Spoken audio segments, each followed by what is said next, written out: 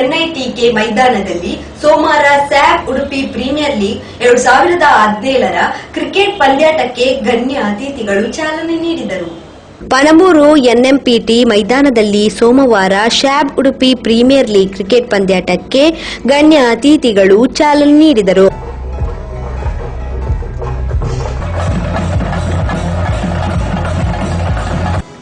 ಬಹುಶಃ ಅತ್ಯಂತ ಯಶಸ್ವಿಯಾಗಿ ನಾವು ಕಾಣಲಿಕ್ಕೆ ಸಾಧ್ಯ ಆಗ್ತಕ್ಕಂಥದ್ದು ಒಂದು ಕ್ರೀಡೆಗಳನ್ನು ನಾವು ಹೆಚ್ಚಿನ ರೀತಿಯಲ್ಲಿ ಆರ್ಗನೈಸ್ ಮಾಡಿದಾಗ ಈ ಕ್ರೀಡೆಯ ಮುಖಾಂತರ ನಾವು ಭಾವೈಕ್ಯತೆಯನ್ನು ಒಂದು ಒಗ್ಗಟ್ಟನ್ನು ಪ್ರದರ್ಶನ ಮಾಡಲಿಕ್ಕೆ ಸಾಧ್ಯ ಆಗ್ತದೆ.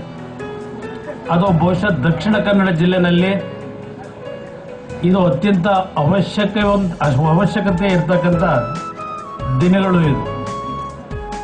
ಇಲ್ಲಿ ಯಾವೊಂದು ಧರ್ಮಗಳ ಹೆಸರಿನಲ್ಲಿ ಭಾವೈಕ್ಯತೆಗೆ ಧಕ್ಕೆಯನ್ನು ತಂದಿದ್ದಾರೆ, ಒಂದು ಪರಸ್ಪರ ವಿಶ್ವಾಸದ ಕೊರತೆಯನ್ನು ನಾವೇನು ಕಾಣ್ತಾ ಇದ್ದೇವೆ, ಅದು ಎಲ್ಲದಕ್ಕೂ ಒಂದು ಉತ್ತರ ಇಲ್ಲಿ ಹೆಚ್ಚಿನ ರೀತಿಯಲ್ಲಿ ಹಲವಾರು ರೀತಿಯ ಕ್ರೀಡೆಗಳಿಗೆ ಪ್ರೋತ್ಸಾಹವನ್ನು ಕೊಟ್ಟಾಗ ಆ ಕ್ರೀಡೆಯ ಮುಖಾಂತರ ಈ ಒಂದು ಜಿಲ್ಲೆಯಲ್ಲಿ ಇರತಕ್ಕಂಥ ಅಶಾಂತಿಯನ್ನು ಹೋಗಲಾಡಿಸಲಿಕ್ಕೆ ಮತ್ತು ವಿಶ್ವಾಸವನ್ನು ಮೂಡಿಸಲಿಕ್ಕೆ ಒಂದು ವೇದಿಕೆ ಆಗ್ತದೆ ಅಂತಕ್ಕಂಥದ್ದು ನನ್ನ ಅಭಿಪ್ರಾಯ. ಕ್ರಿಕೆಟ್ ಪಟು ಸುನಿಲ್ ಜೋಶಿ ಮಾತನಾಡಿ, ಮಂಗಳೂರಿನಲ್ಲಿ ಹಾರ್ಡ್ ಟೆನ್ನಿಸ್ ಬಾಲ್ ಪಂದ್ಯಾಟ ಹೆಚ್ಚಾಗಿ ನಡೆಯುತ್ತದೆ. ಮುಂದೆ ಕ್ರಿಕೆಟ್ ಬಾಲ್ನಲ್ಲೇ ಪಂದ್ಯಾಟ ಆಯೋಜನೆಯಾಗಲಿ ಎಂದು ಹೇಳಿದರು. ಯಾಕೆ ಇಂಟ್ರೆಸ್ಟಿಂಗ್ ಆಗಿರುತ್ತೆ ಅಂತಂದ್ರೆ T20 ಆಯ್ತು, T10 ಅಲ್ಲಿ ಇನ್ನೂ ಎಷ್ಟು ಯಾವ ಶಾಟ್ಗಳು ಬರುತ್ತೆ ಅಂತೇಳಿ ನಾವು ಕಾದು ನೋಡ್ಬೇಕು. ಮುಂದಿನ ಒಂದು ವಾರದಲ್ಲಿ ಯಾವ ಪ್ಲೇಯರ್ ಹೇಗೆ ಆಡ್ತಾರೆ ಅಂತೇಳಿ ನೋಡ್ಬೇಕು. ಅದರಲ್ಲೂ hard tennis ball it is very important. ಯಾಕಂತಂದ್ರೆ ಸುಮಾರು ಜನ ಲೈಟ್ ಟೆನ್ನಿಸ್ ಆಡಿದವರು ಇರ್ತಾರೆ, ಬಟ್ ಮಂಗಳೂರಲ್ಲಿ ಮಾತ್ರ ಹಾರ್ಡ್ ಟೆನ್ನಿಸ್ ಆಡ್ತಾರೆ. ಯಾಕಂದ್ರೆ ಜನರು cricketers from hard tennis straight away cricket ಬಾಲ್ಗೆ ಸೀಸನ್ ಬಾಲ್ಗೆ ಹೋಗ್ತಾರೆ. ಈ ತರದ ಒಂದು ಟೂರ್ನಮೆಂಟ್ ನಲ್ಲಿ ಎಲ್ಲ ಪ್ಲೇಯರ್ಸ್ಗೂ ಒಂದು ಅವಕಾಶ ಇರುತ್ತೆ. ಯಾಕಂದ್ರೆ ನಾವು ಟೀಮ್ ಅನ್ನು ನೋಡಿದ್ರು ಅಥವಾ ಪ್ಲೇಯರ್ಸ್ ನೋಡಿದ್ರು ಆ ಅವಕಾಶ ಯಾವ ಪ್ಲೇಯರು ಯಾವ ಮ್ಯಾಚ್ ಅನ್ನು ಗೆಲ್ಲಿಸ್ತಾನೆ, ಯಾವ ಟೂರ್ನಮೆಂಟ್ ಗೆಲ್ಲಿಸ್ತಾನೆ, ಅದನ್ನ ಕಾದು ನೋಡ್ಬೇಕು ಮುಂದಿನ ಒಂದು ವಾರದಲ್ಲಿ. ವಿವಿಧ ಪ್ರತಿಭೆಗಳಿಗೆ ಸನ್ಮಾನ ಕಾರ್ಯ ನಡೆಯಿತು.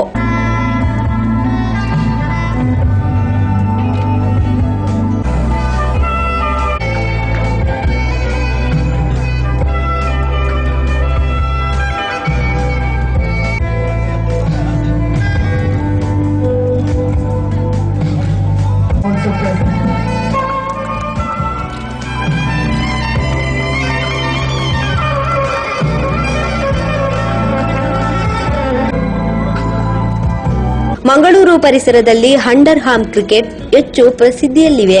ಆದರೆ ದಯವಿಟ್ಟು ಯಾರು ಅಂಡರ್ ಆರ್ಮ್ ಕ್ರಿಕೆಟ್ ಆಡಬೇಡಿ, ಎಲ್ಲರೂ ಓವರ್ ಆರ್ಮ್ ಕ್ರಿಕೆಟ್ ಆಡಿ ಎಂದು ಭಾರತೀಯ ಕ್ರಿಕೆಟ್ ತಂಡದ ಮಾಜಿ ನಾಯಕ ಮೊಹಮ್ಮದ್ ಅಜರುದ್ದೀನ್ ಹೇಳಿದರು. मैं समझता हूँ कि कहीं भी इतने स्टेट में जो है इतने कोई भी एक सिटी में इतने एक्टिविटीज नहीं होते, चाहे वो क्रिकेट हो, बास्केटबॉल हो, कबड्डी हो, मेरे ख्याल में और अन्य दूसरे भी जो गेम्स होते हैं यहाँ पे सब में ज़्यादा जो गेम्स होते हैं मैंगलोर में होते हैं. और यहाँ पे लोग बिल्कुल दिल खोल के आते हैं और मैच देखने आते हैं, क्योंकि यहाँ की जो लड़कियाँ भी हैं बहुत टैलेंटेड है, उनमें भी बहुत टैलेंट है. तो मैं आपको गुजारिश करूँगा कि अगली टाइम लड़कियों को भी आप आगे बढ़ाएं. सलमान भाई से भी मेरी गुजारिश है कि लड़कियों के लिए भी करें, क्योंकि वो भी आगे बढ़ सकते हैं, क्योंकि वो हर बार पीछे रह जाती हैं. क्योंकि हम लोग इतना ज़्यादा उस पर दे देते हैं, तो उनके लिए भी हम करना चाहिए कि हमारा फर्ज बनता है कि हम उनको भी आगे बढ़ाना चाहिए, चाहे वो ಕ್ರಿಕೆಟ್ ನೇ कोई भी स्पोर्ट है जो भी है. ಮಂಗಳೂರು ಮತ್ತು ಸೌದಿ ಅರೇಬಿಯಾದ ತಲಾ 4 ತಂಡಗಳು, ಕೇರಳದ 3 ತಂಡ, ದುಬೈಯ 2 ತಂಡ, ಗೋವಾ, ಕುವೈಟ್, ದಿಲ್ಲಿ, ಶ್ರೀಲಂಕಾ, ಚೆನ್ನೈ ಓವನ್, ಹೈದರಾಬಾದ್ನ ತಲಾ 1 ಸೇರಿದಂತೆ ಒಟ್ಟು 20 ತಂಡಗಳು ಭಾಗವಹಿಸುತ್ತಿವೆ. ಪ್ರತಿ ಪಂದ್ಯ 10 ಓವರ್ಗೆ ನಡೆಯಲಿದೆ. ಉದ್ಯಮಿ ಸಲಾವುದ್ದೀನ್ ಸಲ್ಮಾನ್, ಶಾಸಕ ಬಿಎ ಮೊಯ್ದೀನ್ ಬಾವ, ವಿಧಾನ ಪರಿಷತ್ ಮುಖ್ಯ ಸಚೇತಕ ಐವನ್ ಡಿಸೋಜಾ, ಮಾನಪ ಸ್ಥಾಯಿ ಸಮಿತಿ ಅಧ್ಯಕ್ಷೆ ಪ್ರದೀಪಾ ಕುಲಾಯ್, ಉದ್ಯಮಿಗಳಾದ ಬಿಎಂ ಫಾರೂಕ್, ಪಂದ್ಯಾಟ ಸಂಘಟನಾ ಸಮಿತಿ ಉಪಸಂಚಾಲಕ ಮಹಮ್ಮದ್ ಮುಬಿನ್ ಮತ್ತು ಅಧ್ಯಕ್ಷ ಸಾದಿಕ್ ಕಾಪು ಮತ್ತಿತರರು ಉಪಸ್ಥಿತರಿದ್ದರು. I would like to thank all the audience, the press reporters, police, and one and all who had contributed for this one. And my also special thanks to Mr. Sadiq Kapu, Horesh, Iqbal. There are two Iqbals. There is Nasir from Qatar. There is Wahid from Qatar. Not mention too many names. I would like to conclude my vote of thanks here by saying thanks